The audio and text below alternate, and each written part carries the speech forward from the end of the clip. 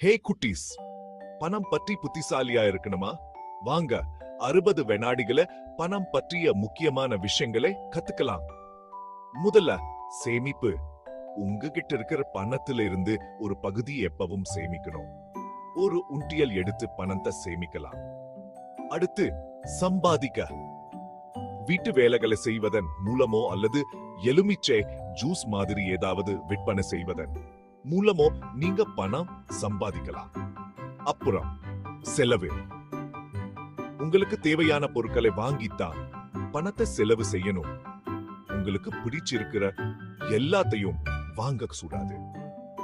உங்க பணத்தை தேவைகள் மற்றும் விருப்பங்கள்னு பிரிச்சு வைங்க. உணவு மற்றும் உடைகள் மாதிரி இருக்க விஷயங்க தேவைகள், விருப்பங்கள்னா பொம்மைகள் மற்றும் விளையாட்டுகள்.